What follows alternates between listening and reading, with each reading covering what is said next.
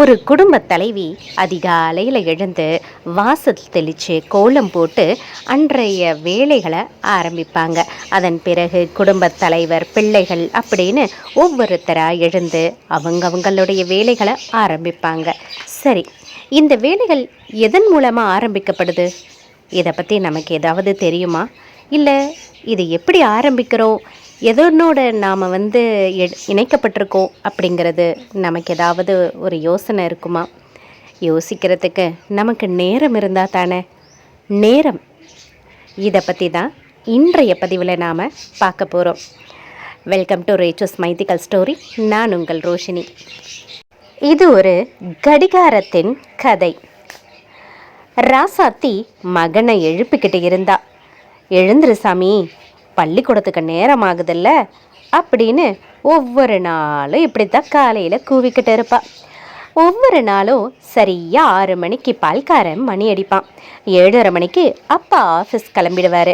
மதியம் 11 மணிக்கு இடைவேளை மணி அடிக்கும். கொஞ்சம் யோசிச்சு பாருங்களேன், இந்த கால நேரத்தில் எவ்வளவு வேலைகள் இணைக்கப்பட்டிருக்கு.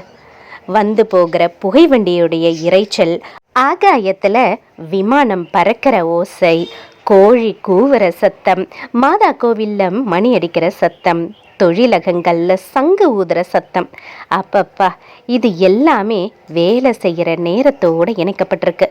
கடிகாரம் இல்லைன்னா என்ன நடக்கும்? கடிகாரம் இல்லாத சமயமும் இருந்தது. ஆனால் மக்களுடைய எல்லா வேலைகளும் சமயத்தில், காலத்தில் கரெக்டாக நடந்துட்டு வந்தது.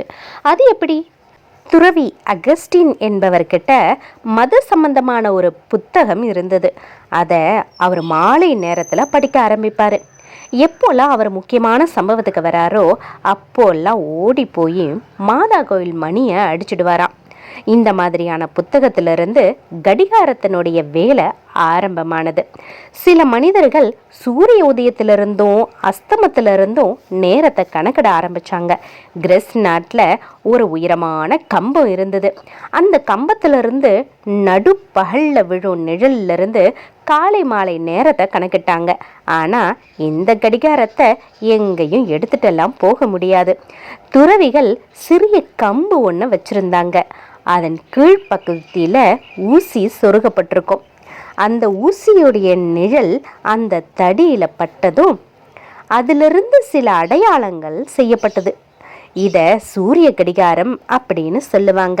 சூரிய கடிகாரம் பல விதங்களில் இருக்குது. இதுக்கு பிறகு தண்ணீர் கடிகாரம் கண்டுபிடிக்கப்பட்டது.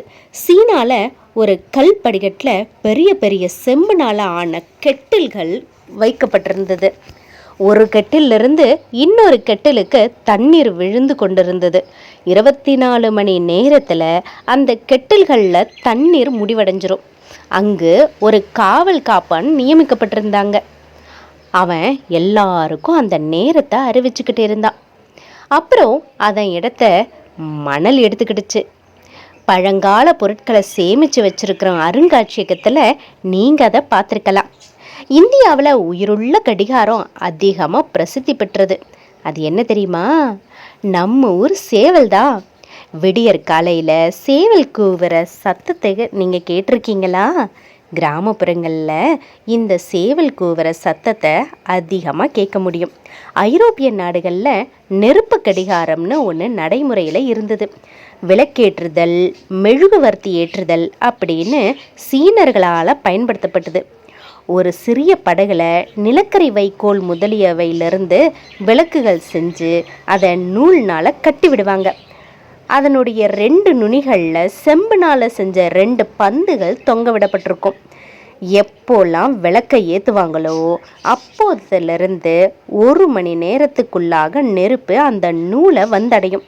நூல் எரிஞ்சதும் 2 பந்துகளும் கீழே வைக்கப்பட்டிருந்த தட்டில் விழுந்துடும். அதனால் மணி அடிக்கிற சத்தமும் உண்டானது. பிக்மென், பிக் டேம் அப்படின்னு விஞ்ஞானிகள் இயந்திர கடிகாரங்களை கண்டுபிடிச்சாங்க.